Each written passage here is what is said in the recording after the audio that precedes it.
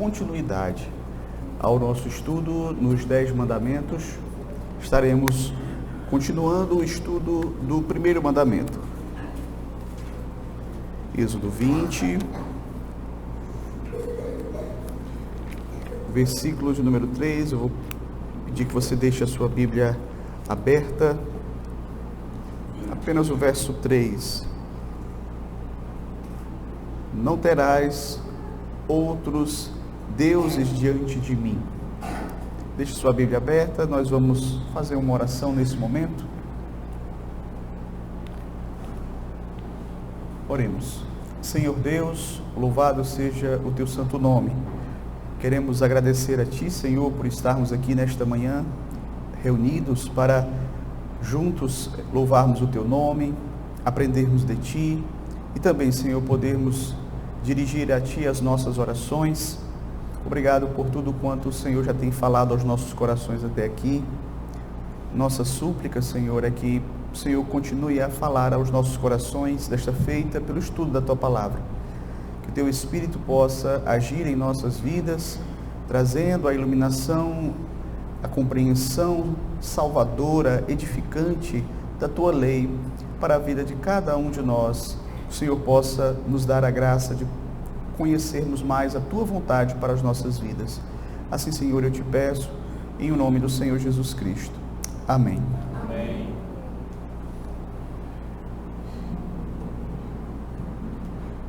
Queridos, sabemos que o pluralismo religioso, ele é uma realidade muito presente aqui no Brasil.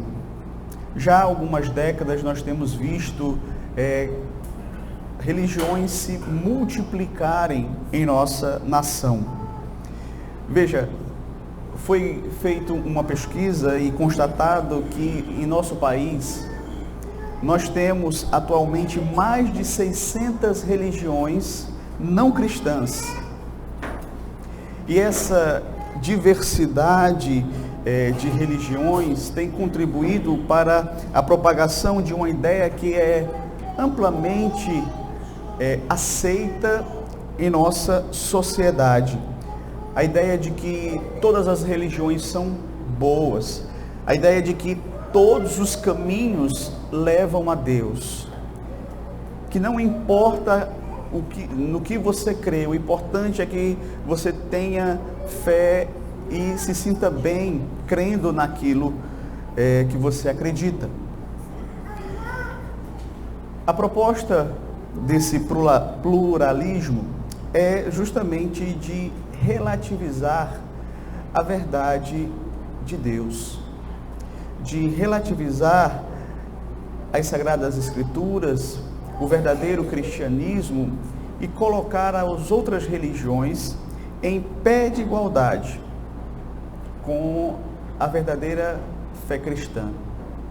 Veja, o pluralismo, ele é uma afronta direta ao primeiro mandamento. Quando Deus diz, não terás outros deuses diante de mim, este mandamento vai estabelecer de forma muito clara a exclusividade da adoração ao Deus verdadeiro. O primeiro mandamento, meus queridos, ele vai rejeitar a ideia de que há múltiplos caminhos que podem nos levar a Deus, de que há vários caminhos que são válidos, que podem conduzir o homem a Deus. Nós vamos ver que o primeiro mandamento, ele é claro. A nossa adoração deve ser exclusivamente a Deus.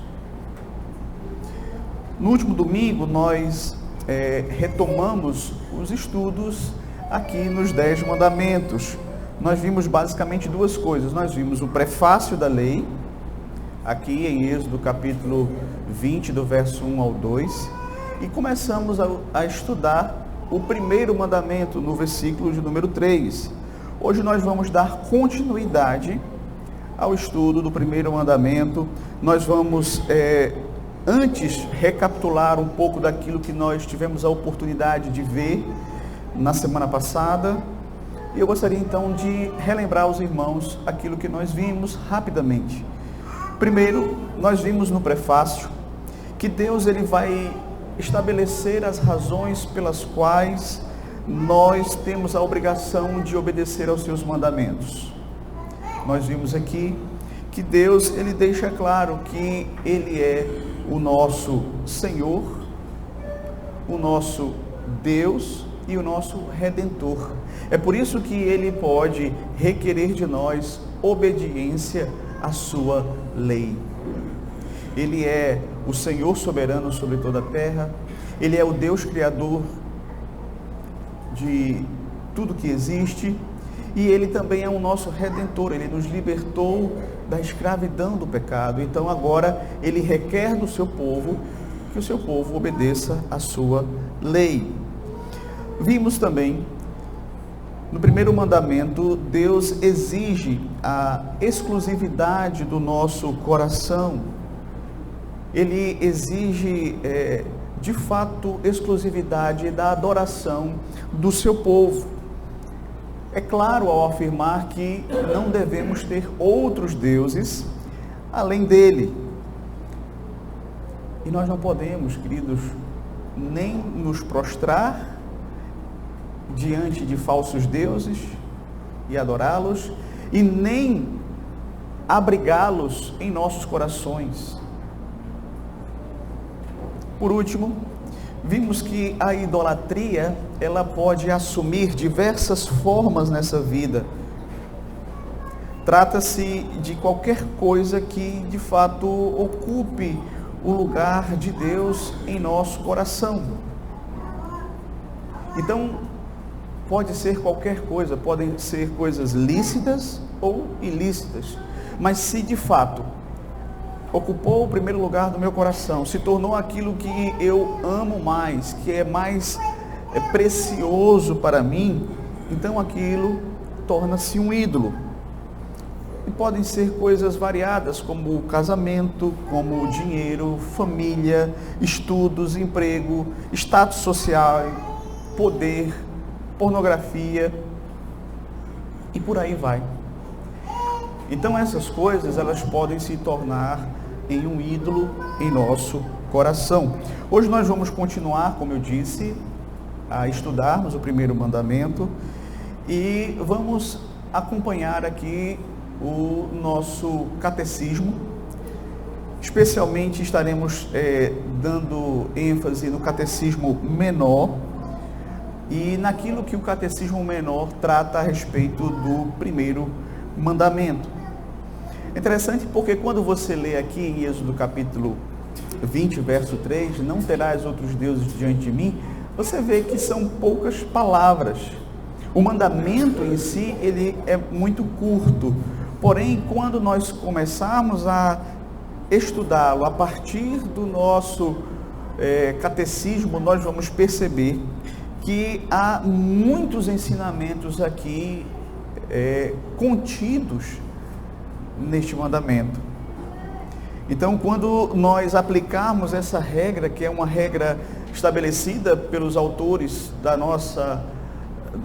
dos nossos símbolos de fé, que é justamente a ideia de que para cada mandamento nós temos exigências e proibições, nós vamos perceber que esses mandamentos, eles de fato são muito amplos. Deus, ele resumiu a nossa vida em 10 palavras. Mas como nós vimos na semana passada, esses mandamentos, eles são de fato representativos, eles abrangem toda uma área de pecados. E nós vamos ter a oportunidade de estudarmos isso aqui. Então, como eu disse, nós vamos seguir o breve catecismo, fazendo referência também ao catecismo maior, certo? E estaremos estudando das perguntas 45 a 48 do breve catecismo. Começando pela pergunta 45, que diz assim: qual é o primeiro mandamento? o primeiro mandamento é: não terás outros deuses além de mim. Então, primeiramente, queridos, para que a gente possa compreender o primeiro mandamento, é essencial nós entendermos qual foi o contexto no qual ele foi dado por Deus ali ao seu povo. A Bíblia nos ensina que os israelitas haviam acabado de sair ali do Egito, e eles estavam ali numa condição terrível. Eles eram escravos há centenas de anos. Deus então se compromete a, de fato, tirá-los dali, libertá-los daquela opressão e levá-los para uma boa terra, uma terra que manava leite e mel. Contudo, a saída do Egito não foi apenas uma libertação física, como nós inclusive já mencionamos lá no último domingo. Foi também representativa, ela era uma representação da libertação do povo do pecado, inclusive da idolatria. Veja, a idolatria ali no Egito era algo extremamente forte. O Egito era uma das nações mais politeístas do Antigo Testamento. E ali se adorava inúmeros deuses, os mais variados: Deus do sol, Deus dos rios, da escuridão, da luz, da tempestade, Deus com formas humanas, com formas de animais, Deus que misturavam as duas formas. Então, durante séculos, o povo de Israel esteve ali no meio de uma nação, de uma cultura politeísta. E eles foram, sim, influenciados por aquela cultura. Tanto é que Deus vai falar isso lá em Ezequiel, capítulo 20, verso 7, que diz assim: então lhes disse, cada um lance de si as abominações de que se agradavam os seus olhos, e não vos contaminareis com os ídolos do Egito. Eu sou o Senhor vosso Deus. Esse texto, queridos, ele revela que, mesmo sendo o povo da aliança, os israelitas ali tinham de alguma forma se aculturado com o Egito. A maioria deles tinha se adaptado a tal modo ali que tinha sido contaminado por aquela idolatria existente no Egito. Então, foi nesse contexto que Deus, então, ele vai libertar o seu povo. Deus, ele tirou o seu povo da terra do Egito, dali, da servidão e do meio dos ídolos. Deus, então, entrega o primeiro mandamento, deixando claro para eles que eles não deveriam praticar a idolatria. Isso envolvia reconhecê-lo como o único e suficiente Deus da vida deles. Eles deveriam rejeitar aquela visão pagã presente ali no Egito de muitos deuses. E Deus vai justamente dizer: não terás outros deuses diante de mim. Eu serei o único Deus de vocês.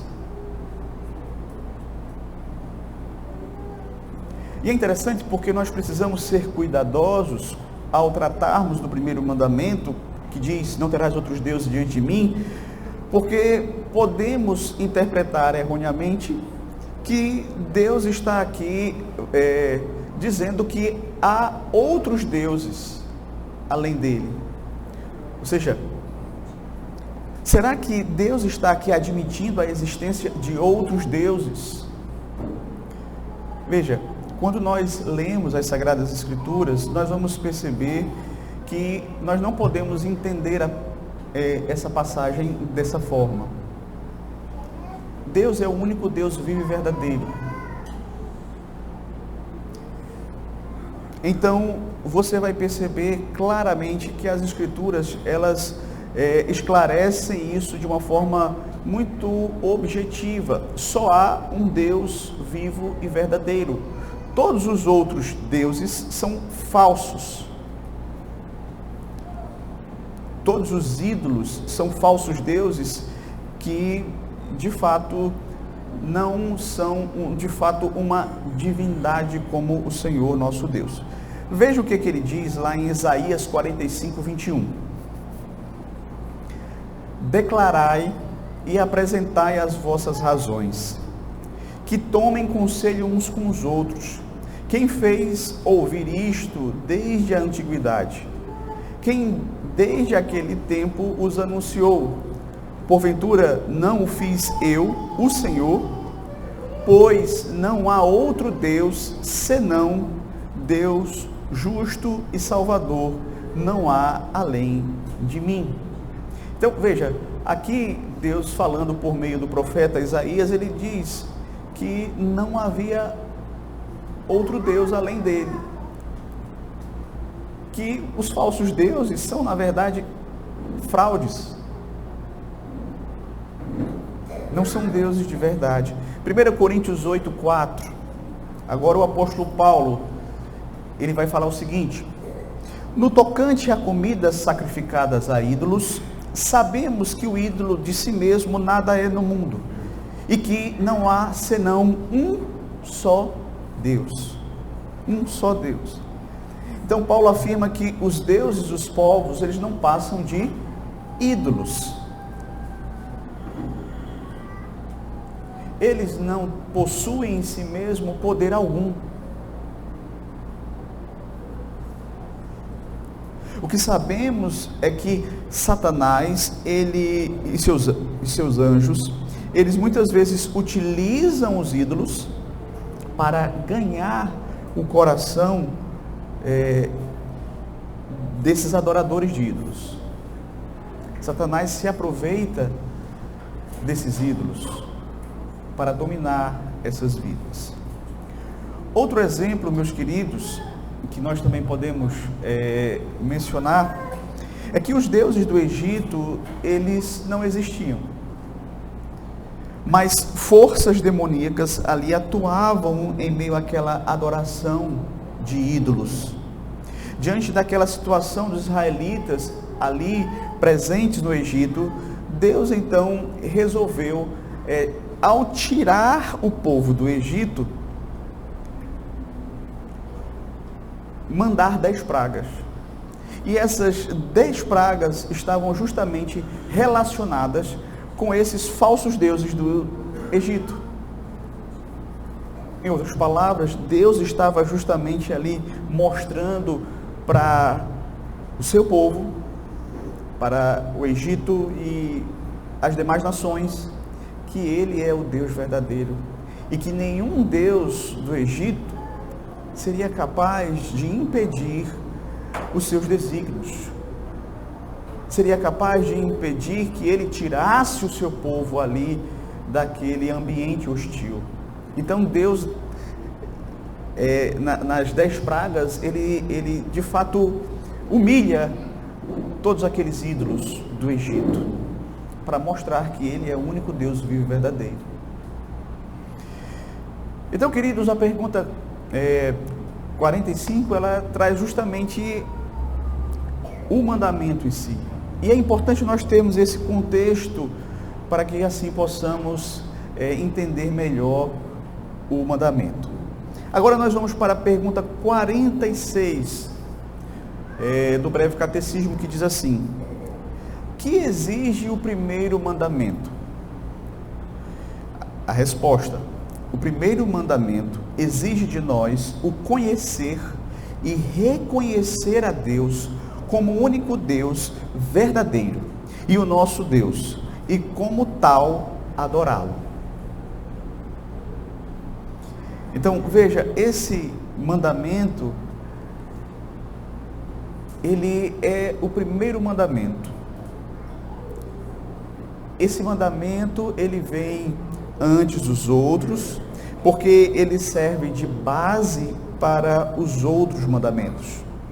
Então, o mandamento de termos apenas um Deus fornece o alicerce necessário para obedecermos os outros mandamentos. Antes de nós aprendermos o que é que Deus exige de nós a respeito de todas as outras áreas da nossa vida, primeiro é importante nós conhecermos a Deus, reconhecê-lo como nosso Deus e adorá-lo. Não foi sem razão que Deus colocou esse como o primeiro mandamento. De acordo com o breve catecismo, quando Deus diz, não terás outros deuses diante de mim, Ele está dizendo, em outras palavras, eu sou o único Deus, logo, eu devo ser conhecido, reconhecido e adorado pelo meu povo e por todos aqueles que eu criei. O primeiro mandamento, ele requer que nós conheçamos o Senhor. E este conhecimento de Deus, ele não é restrito à conversão. O conhecimento de Deus, ele se estende na vida cristã durante toda a nossa jornada aqui neste mundo. Não é à toa que a palavra de Deus vai dizer em Oséias capítulo 6, versículo 3, conheçamos e prossigamos em conhecer ao Senhor. Então, nós devemos cultivar o interesse constante de conhecer o nosso Deus. Isso, queridos, é algo muito importante. Isso é algo que deve estar dentro do nosso coração. Eu e você devemos desejar constantemente, continuamente, intensamente, conhecer o ser e os atributos do nosso Deus. Quanto mais nós conhecemos a Deus, mais nós vamos amá-lo. Quanto mais nós conhecemos a Deus, mais nós o serviremos de forma agradável a Ele. Quanto mais nós o conhecemos, mais estaremos adorando Ele de forma correta, de forma que Ele se agrade. Então, queridos, por isso que o breve catecismo, ele deixa claro que não ter outros deuses além do Senhor implica em nós conhecermos a Ele. E mais, além de conhecê-lo, é necessário reconhecê-lo como único e verdadeiro Deus e servi-lo. E é interessante porque quando você lê a palavra de Deus, você vai ver várias passagens onde é colocado de forma muito clara que se você conhece o verdadeiro Deus, você deve reconhecê-lo como seu Deus e servi-lo. Por exemplo, quando o profeta Elias desafiou os profetas de Baal, ele diz, então, até quando cocheareis entre dois pensamentos? Se o Senhor é Deus, segui-o. Se Baal, segui-o. Porém, o povo nada lhe respondeu. Então, ali, naquela ocasião, o profeta confronta o povo, porque há uma revelação grandiosa de Deus, do seu poder, e isso requer uma resposta. Deus está se revelando, Deus está se dando a conhecer, e aí, vocês vão fazer o quê? Se Ele é Deus, então vocês devem servi-lo, vocês devem adorá-lo. E aí, nós vamos entender que é uma consequência natural. O breve catecismo coloca de uma forma muito didática: conhecer, reconhecer e adorar. Ou seja, nós devemos viver para glorificar a Deus. A nossa vida deve ser um constante culto de adoração a Deus. É interessante, aqui nós vemos o princípio que foi estabelecido lá na Reforma Protestante do Soli Deo Glória. Só Deus merece toda a glória. Ele é o único digno de receber a nossa adoração, o nosso culto. É por isso que o próprio Senhor Jesus Cristo, quando tentado por Satanás, em Mateus capítulo 4, verso 10, vai dizer o seguinte: então Jesus lhe ordenou: retira-te, Satanás, porque está escrito: ao Senhor teu Deus adorarás e só a Ele darás culto. Quando Satanás chegou para o Senhor Jesus e disse assim: olha, os reinos são meus, eu todos darei, se prostrado me adorares. Jesus vai responder com as seguintes palavras: retira-te, Satanás, porque está escrito: ao Senhor teu Deus adorarás e só a Ele darás culto. Logo, queridos, Deus é o único merecedor do nosso culto, da nossa adoração, do nosso louvor. Mas veja só, a Bíblia diz que a nossa vida, ela deve ser vivida para a glória de Deus. E isso nas mínimas coisas. Paulo, escrevendo aos Coríntios, na primeira carta, no capítulo 10, verso 31, ele diz assim: portanto, quer comais, quer bebais, ou façais outra coisa qualquer, fazei tudo para a glória de Deus. Então, nós devemos viver uma vida de adoração a esse Deus. E essa adoração, ela é tanto interior quanto exterior.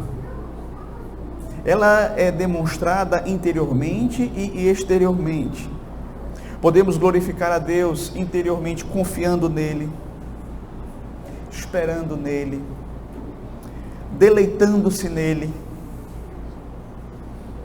pensando nele, meditando sobre ele, enchendo-nos de tristeza quando nós pecamos contra ele. E esse desdobramento você vai encontrar no Catecismo Maior, que ele vai justamente expandir esse conceito, certo? Então, interiormente nós glorificamos a Deus desta forma, e exteriormente, veja, exteriormente nós glorificamos a Deus demonstrando humildade, buscando fazer aquilo que a sua palavra nos ensina, louvando e adorando a Deus com nossas vozes no culto público. Então, vivendo uma vida de testemunho. Então, dessas formas nós estamos glorificando e adorando a Deus. Então, pergunta 46 é justamente essa, como nós acabamos de ver. O que exige o primeiro mandamento? O primeiro mandamento exige de nós conhecer e reconhecer a Deus como o único Deus verdadeiro e nosso Deus, e como tal, adorá-lo. Agora vamos para a pergunta de número 47, que diz o seguinte: que proíbe o primeiro mandamento? Resposta: o primeiro mandamento proíbe o negar, ou deixar de adorar, ou glorificar ao verdadeiro Deus, como Deus e nosso Deus, e dar a qualquer outro a adoração e a glória que só a Ele são devidas.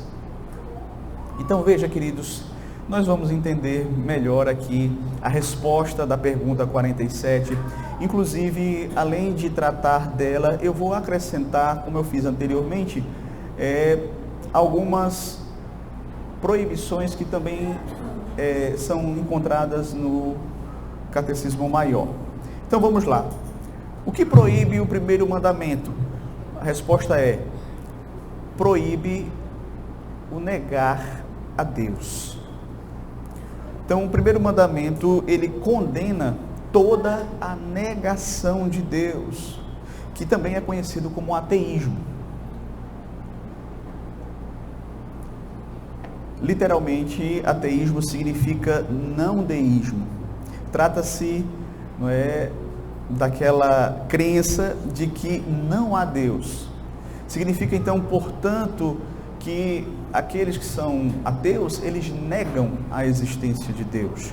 O Salmo 14, verso 1 diz assim: diz o insensato no seu coração, não há Deus.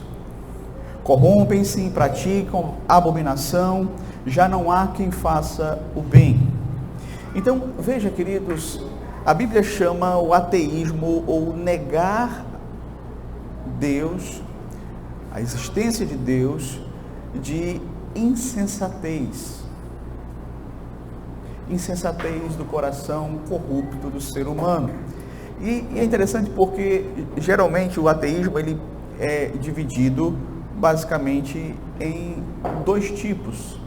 O ateísmo teórico, que são aqueles que não creem na existência de Deus, de qualquer Deus, certo? E existe o ateísmo prático, que é quando o homem vive como se Deus não existisse.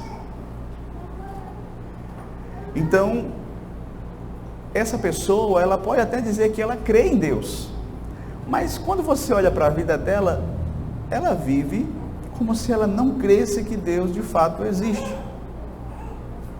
Então, ainda que ela professe a Deus com a sua boca, as suas atitudes demonstram exatamente o contrário.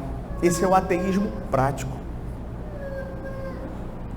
E veja, queridos, nós precisamos tomar cuidado com essas duas formas de ateísmo, porque hoje em dia nós estamos vendo toda uma movimentação, uma mobilização para justamente dar voz e vez a vários ateus que são extremamente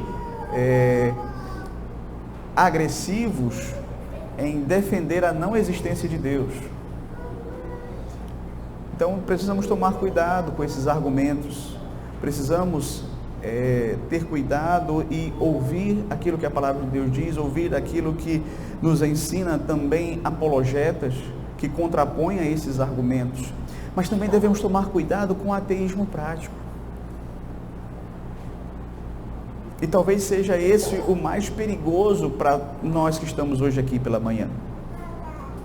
Porque nós podemos muitas vezes estar vindo à igreja, podemos ter a nossa Bíblia, ler e não viver como Deus, como se existisse Deus. Você vive como se você fosse o seu Deus.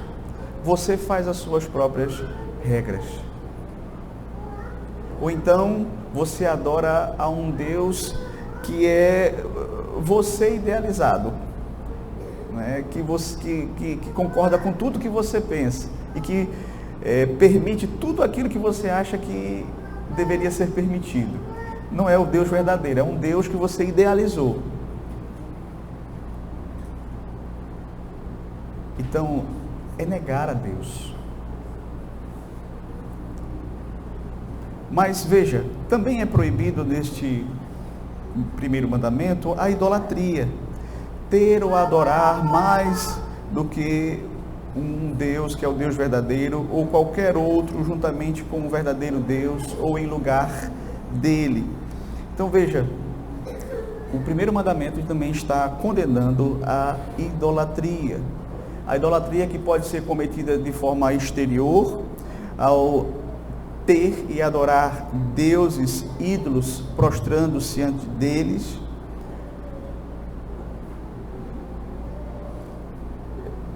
Nós vivemos num país extremamente idólatra e nós sabemos que pessoas se dobram diante de falsos deuses, pessoas adoram a anjos, pessoas adoram aos deuses pagãos, a personagens bíblicos.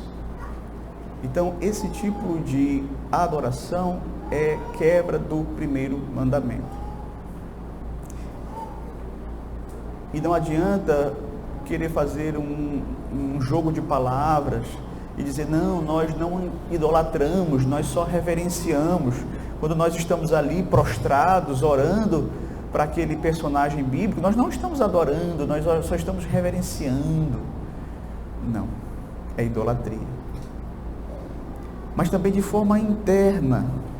Como eu disse, na semana passada batemos muito nessa tecla, que é você permitir que qualquer coisa acabe ocupando o primeiro lugar do seu coração, o lugar de Deus no seu coração.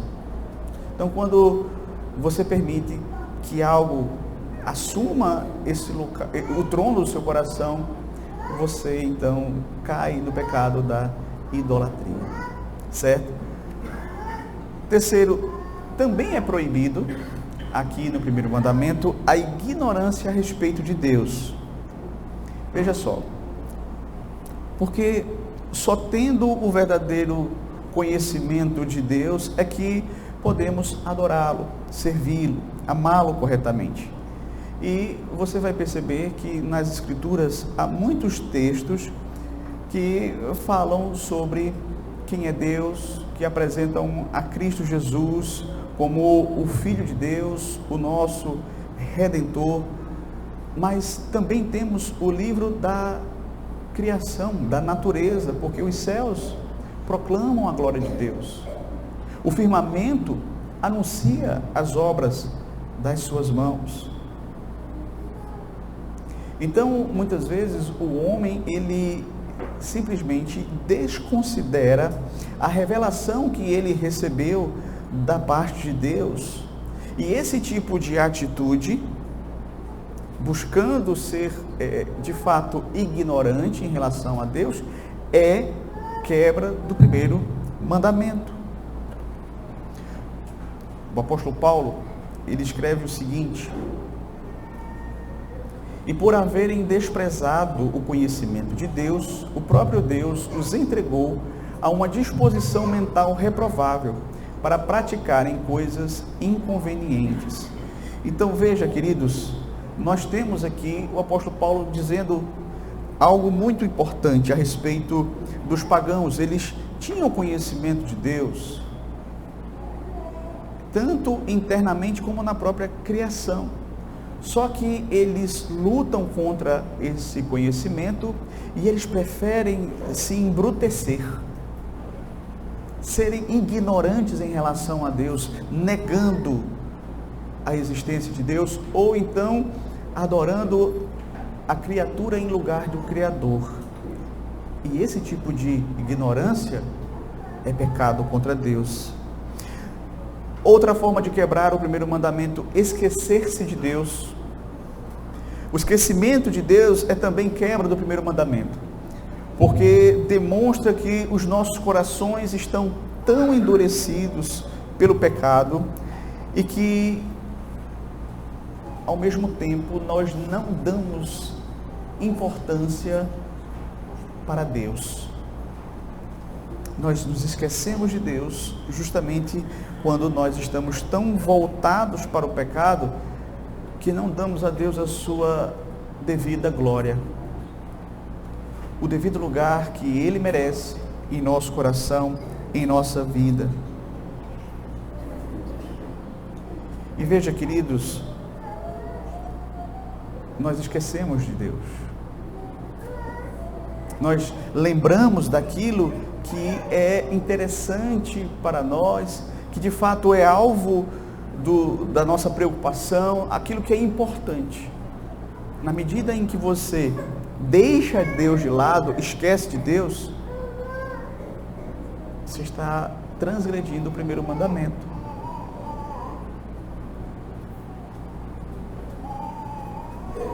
E muitas vezes, num contexto de vida tão corrida como é o nosso, onde tudo muitas vezes tenta nos levar para as preocupações com as coisas desta vida,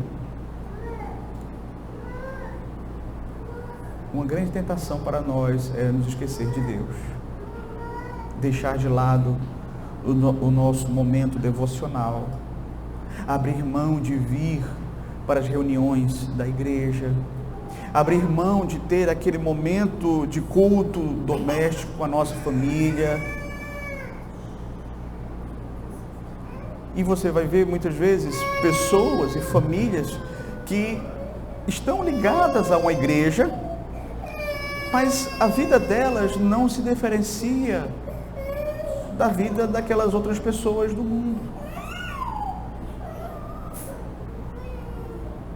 Parece que o que diferencia é que no final de semana ela vai para uma igreja protestante e aquela outra pessoa do mundo vai para uma outra religião qualquer.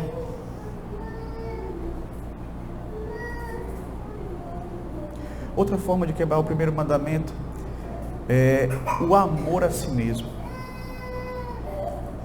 O amor a si mesmo é, de fato, meus queridos, um pecado, porque muitas vezes nós exageramos nisso, certo?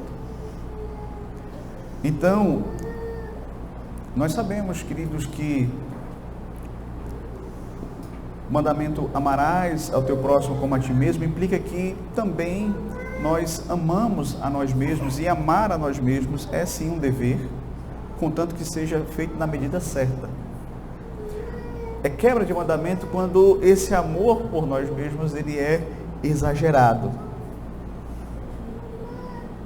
Então, assim como a autopreservação é o instinto básico da nossa natureza, amar a si mesmo não pode ser um pecado, mas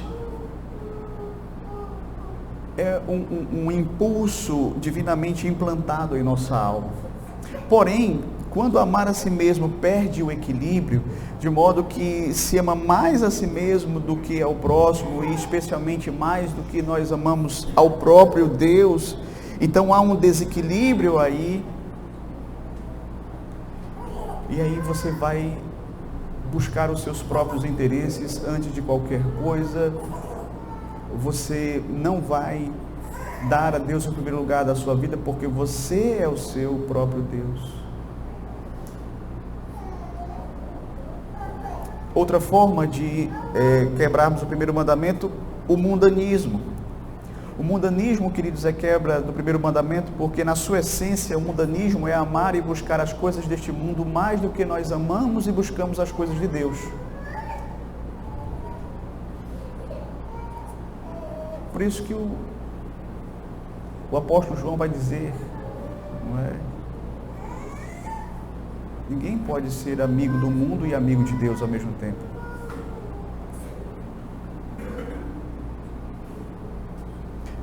Outra forma, desconfiança e desespero. Mas pastor, desconfiança e desespero é quebra do primeiro mandamento? É sim. Esses dois termos, eles estão relacionados. Desespero é simplesmente uma desconfiança total. É quando você realmente não confia, você se desespera.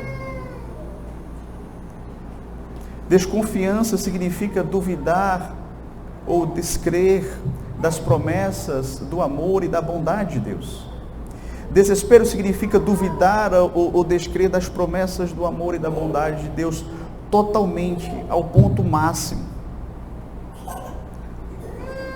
Então, meus queridos, quando nós agimos assim, transgredimos o primeiro mandamento, porque demonstramos não confiar no verdadeiro Deus.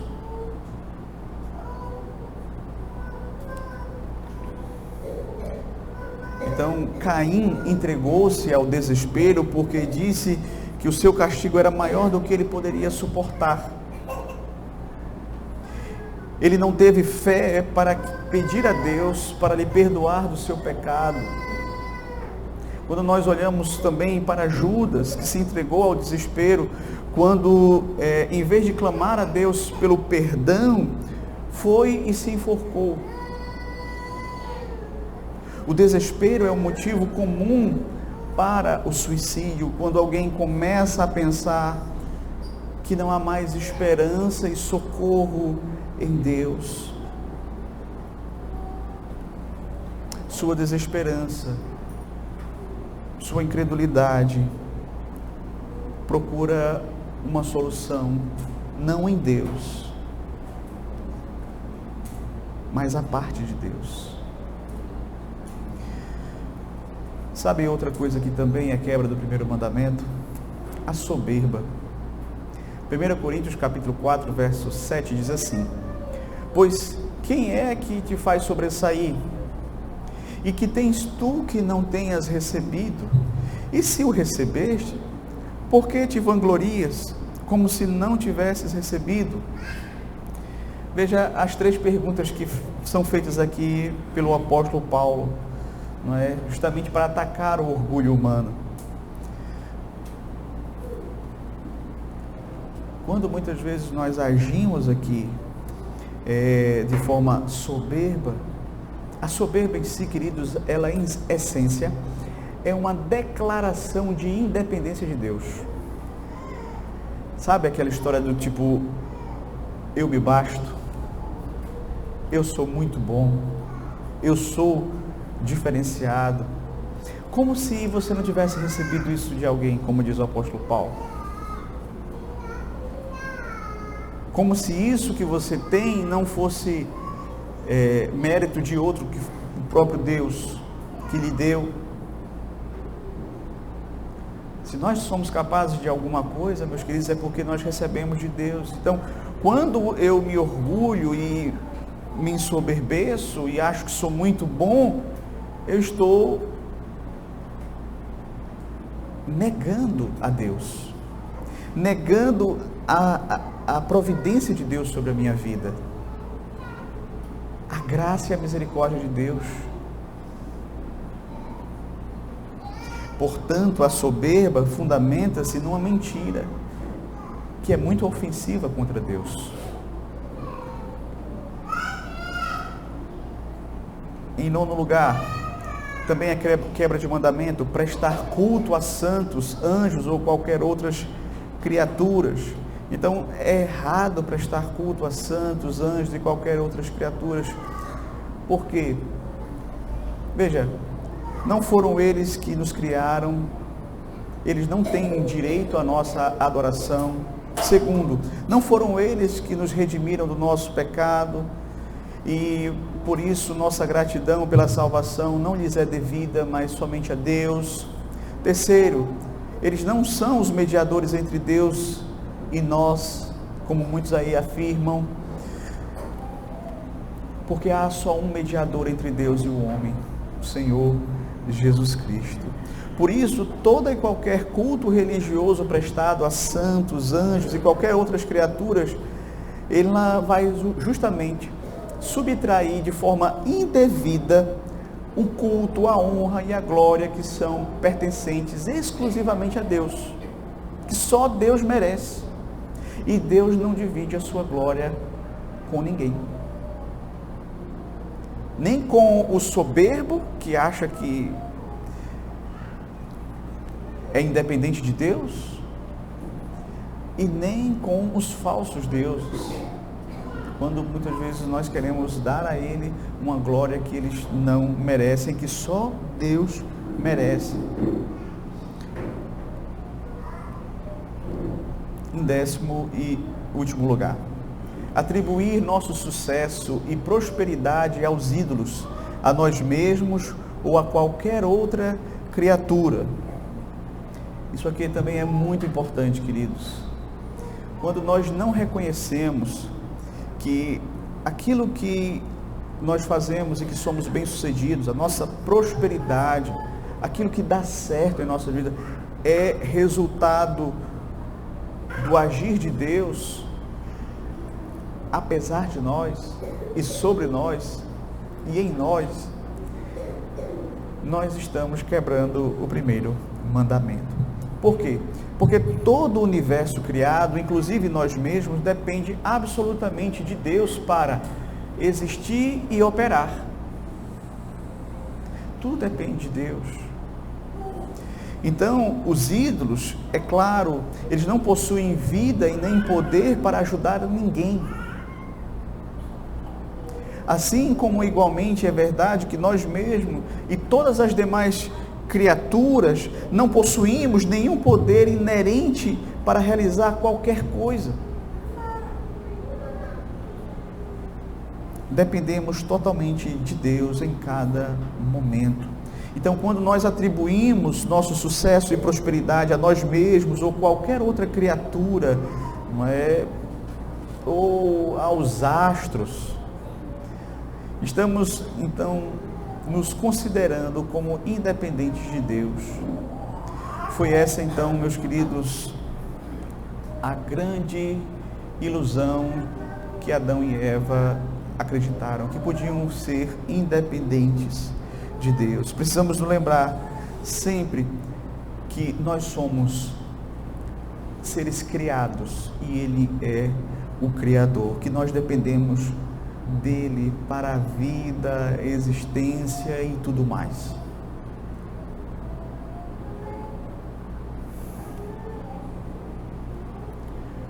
E agora a última pergunta, que é a pergunta 48. Nós vimos o que exige o mandamento, o que proíbe o mandamento e por fim ele vai perguntar na pergunta 48. Que se nos ensina especialmente pelas palavras além de mim, no primeiro mandamento? Resposta: as palavras além de mim, no primeiro mandamento, ensinam-nos que Deus, que vê todas as coisas, toma conhecimento e muito se ofende do pecado de ter-se em seu lugar outro Deus. Então, veja, o primeiro mandamento, não terás outros deuses diante de mim, essa expressão diante de mim também poderia ser traduzida literalmente como diante da minha face. Porém, como nós sabemos, Deus ele é espírito, ele não tem face, ele não tem corpo. Quando nós lemos na Bíblia a expressão a face de Deus, nós estamos diante de uma figura de linguagem. O significado da expressão é na presença de Deus, ou diante de Deus, à vista de Deus. O Salmo 139, verso 7, nós vamos ver o salmista dizendo: para onde me ausentarei do teu espírito? Para onde fugirei da tua face? Então, como nós sabemos, toda a nossa vida, inclusive os nossos pensamentos, as nossas palavras, as nossas obras, bem como o que habita em nosso coração, tudo isso está diante de Deus. O salmista mesmo vai dizer neste salmo, né? Ainda a palavra não me chegou à boca, o Senhor já conhece toda. Conheces os meus pensamentos. Portanto, é absolutamente impossível alguém fazer alguma coisa escondido de Deus. Diante disso, qual deve ser a nossa atitude com respeito ao primeiro mandamento? Devemos parar e considerar se de algum modo, de alguma forma, nós estamos quebrando o primeiro mandamento e tendo outros deuses diante do Senhor, na face do Senhor, na presença do Senhor, algo que é extremamente ofensivo para Ele.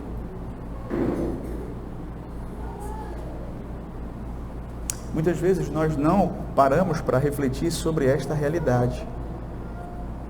Quando nós pecamos, seja como for, aonde for, Deus está vendo, Deus está presente.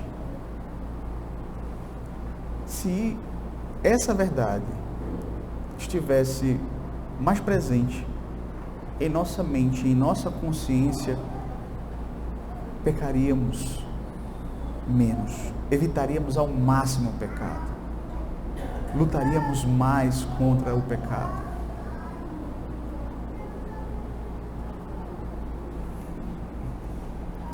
Então, queridos, agora caminhando para as nossas aplicações, gostaria de fazer apenas 2 aplicações e começando com uma pergunta muito importante. Nós precisamos ser confrontados com esta pergunta nesta manhã.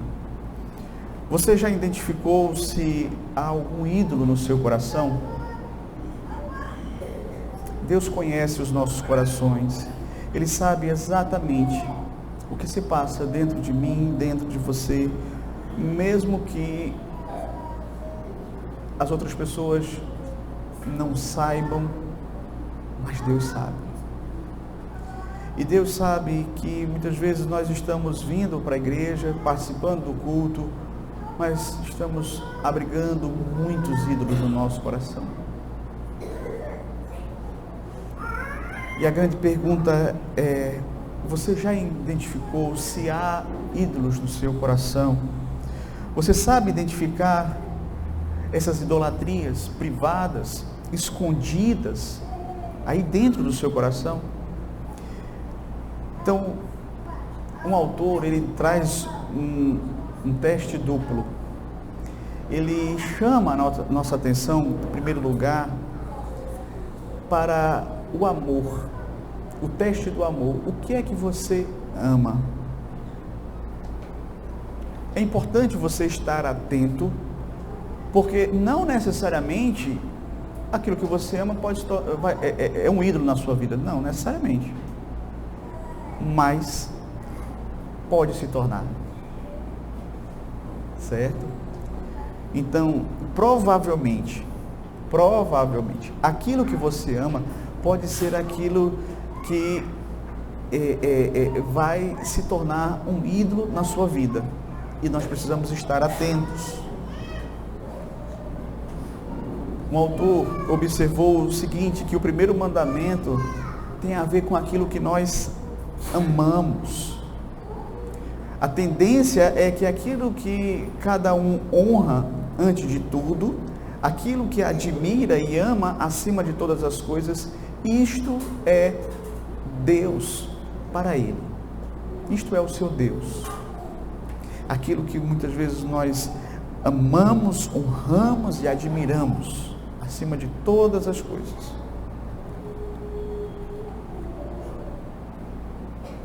Então, isso é o que faz muito sentido, queridos. Nós somos chamados a amar a Deus de todo o nosso coração, de toda a nossa mente, com todas as nossas forças. Mas, se no lugar de Deus nós damos o nosso amor a qualquer outra pessoa, a qualquer outra coisa, nós estamos justamente permitindo que isso se torne um Deus na nossa vida, um falso Deus, um ídolo. E eu te pergunto mais uma vez, o que é que você ama? Ou, reformulando a pergunta, o que é que você tanto deseja? Quando sua mente começa a vagar, o que é que mais ocupa os seus pensamentos? Outra pergunta, bem esclarecedora: como é que você gasta o seu dinheiro?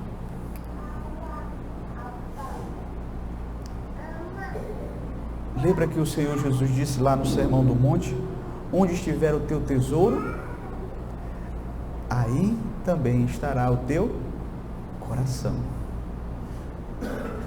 No que é que você gasta o seu dinheiro?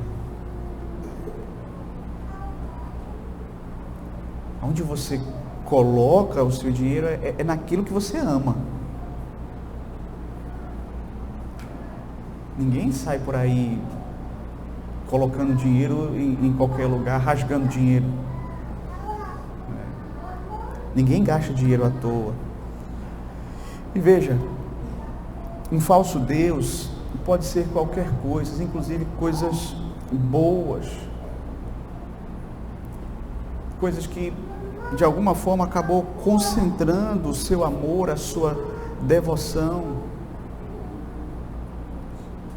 Pode ser, por exemplo, uma atividade esportiva, pode ser um time de futebol, pode ser, como nós dissemos, um determinado hobby, um interesse pessoal,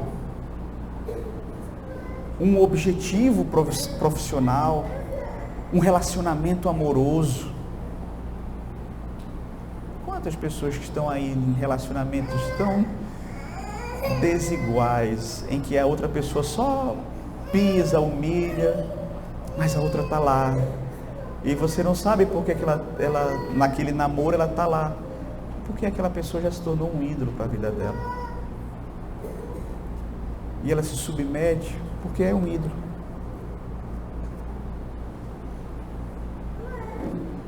Talvez um ministério na igreja, algo que você almeja mais do que qualquer coisa.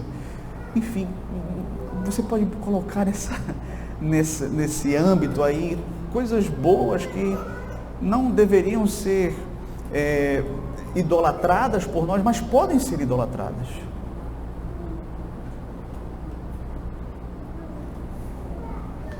Então, precisamos apreciar as coisas boas que Deus nos dá. E não há nada de errado nisso. Nada de errado nisso. O problema é permitir que essas coisas ocupem o lugar de Deus no nosso coração. Aí é diferente. Aí é idolatria. Então, primeira pergunta, o que é que você ama? Segundo teste, o teste da confiança. Em quem você confia? O segundo teste é o teste da confiança. Em que ou no que você confia? Martinho Lutero disse certa feita: seja lá no que for que o seu coração se apegue e confie, isso corretamente é o seu Deus. E isso é muito interessante, queridos, porque tudo aquilo em que nós depositamos a nossa confiança, especialmente em tempos difíceis, se torna um Deus para nós. O que é que você confia? O que é que você diz assim, não, isso aqui vai me garantir, isso aqui vai me livrar, isso aqui vai me salvar? É o seu dinheiro? É o seu status? São seus amigos? A sua influência?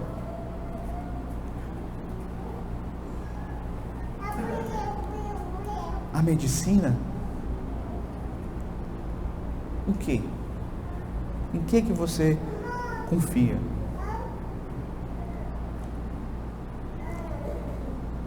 No que você coloca no que você deposita a sua confiança nos dias maus?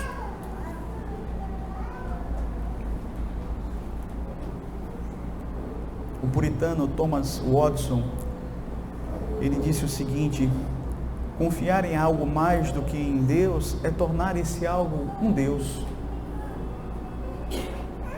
Confiar em algo mais do que em Deus é tornar esse algo um Deus. E isso faz todo sentido. Nós somos chamados na Escritura a confiarmos somente no Senhor. Se colocarmos nossa confiança em outra coisa ou outra pessoa, nós estamos adorando a outro Deus. Então, muitas vezes, nós colocamos a nossa confiança nas coisas desta vida e deste mundo. Muitas vezes, nos vícios, nas drogas, na bebida, nas compras, em coisas boas, como eu disse, na medicina, na família, no trabalho. Não, se eu tiver esse trabalho, eu vou estar garantido pelo resto da minha vida. Então, tudo vai estar resolvido, porque eu estou aqui assegurado, não tem chance de eu ser demitido, na nossa cabeça.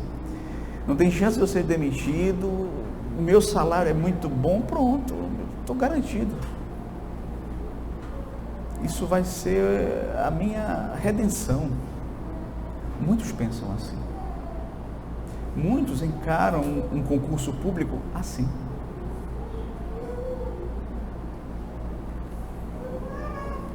Irmãos, Deus pode usar todas essas coisas que eu falei, as coisas legítimas, tá? Família, medicina, trabalho, uma boa remuneração. Deus pode usar essas coisas para cuidar de nós e está tudo certo. Mas a nossa confiança precisa estar nele, não pode estar em outro lugar, certo? Não pode estar em outro lugar. O problema, meus queridos, é que o mundo, ele acaba elencando muitos substitutos para Deus. Essas coisas para o mundo são substitutos para Deus. E nós, como cristãos, que ainda temos o pecado remanescente em nossos corações, muitas vezes temos dificuldade de reconhecer que isso também tem se tornado ídolos para nós. Não temos confiado realmente em Deus, mas confiamos nessas coisas.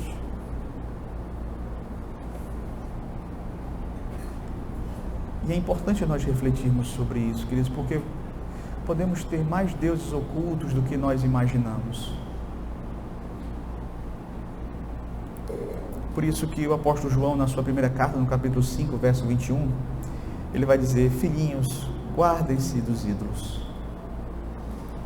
Então Jesus é o único Deus vivo e verdadeiro, Ele é o único caminho que nos conduz a Deus, Ele é o caminho, a verdade, a vida, então não há outro. Devemos adoração somente ao Deus Trino. Foi Ele que nos criou, é Ele quem nos sustenta e é Ele que nos redime. Só Ele merece a nossa adoração. Que Deus nos abençoe. Amém. Amém.